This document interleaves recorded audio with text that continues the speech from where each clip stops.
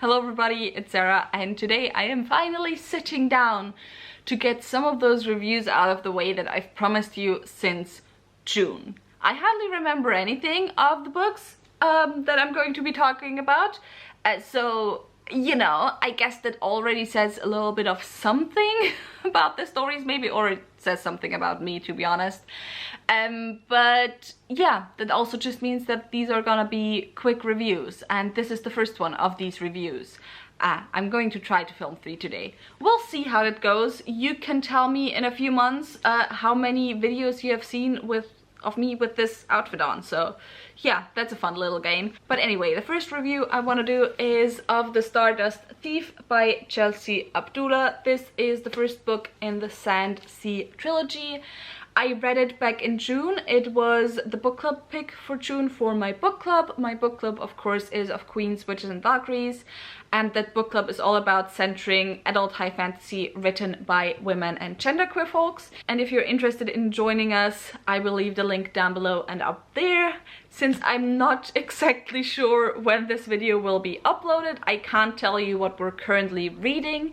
However, I do intend to upload this in November, which would mean we're currently reading Gideon the Ninth, which technically is sci-fi, but also it's a lot of times described as fantasy in space, so I put it on the list and it won. So yeah, if you're interested in reading that, go check out the Discord link. And if you're just interested in joining us in general, checking out which book we're currently reading, obviously also check out the Discord link. So The Stardust Thief. As I have said, this is an adult high fantasy story. It's the beginning of a new fantasy trilogy, and it is also a debut, if I remember correctly. Also, I just noticed that in the writing there, you have little stars. That's really neat. I'm sorry, I'm sometimes easily distracted. This story is an Arabian-inspired fantasy. It's a desert fantasy that is also slightly inspired by 1001 Nights. And the main character that we follow is, what's her name? I am so bad with names. Is Luli, who is also called the Midnight Merchant. She usually deals in relics, which are objects left behind by jinn. However, since any type of magic is forbidden in the kingdom she lives in, she is obviously doing illegal stuff. One day she's caught by the Sultan's men for a very specific reason, and that is that the Sultan wants her to find a very powerful relic and blackmails her to make her get it. And so she gets it, and on her journey 3 people come with her. One is her personal bodyguard, the other one is the Sultan's son, and the third one is one of the infamous 40 thieves who are jinn hunters. So that's the basic gist of the story, and now let's get on to my thoughts on it. So I have to be a little bit honest, I don't remember that much of the plot of it, which, as I said, can be up to the book in saying that it's not that memorable actually, or it can be just my brain, which I discovered that a lot with books when it's been a while since I read them, and a while can literally mean a few weeks ago. A while sometimes can mean half a year ago. When it's been a while since I read a book, a lot of times what remains with me is less the plot beats and less the different elements of the story, and more just a general vibe of the book.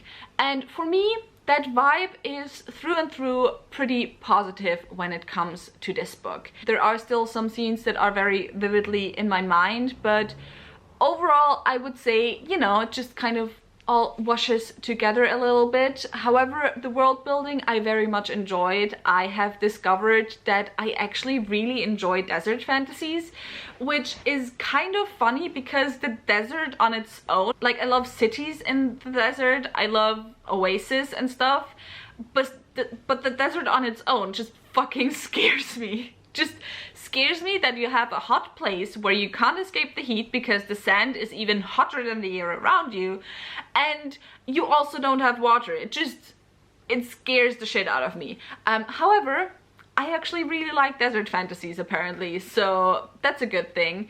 I really like the vibrancy that the Arabian inspirations brought into the fantasy world. I have said this multiple times that I think a lot of times with a lot of European fantasy stories, also because we have very much a focus on grimdark, fantasy sometimes lacks vibrancy. It's not always the case. For example, the Mask of Mirrors is not just inspired by Western cultures, but you know, a big part of the setting is also very European style, but it still has a lot of vibrancy. But when you then compare it to, I don't know, The First Law, it's just all grays and browns, and the most vibrant thing is the red of blood or something. But when it comes to non-Western fantasy, a lot of those cultural influences brought in are just very vibrant, and I really thought that came through with this one.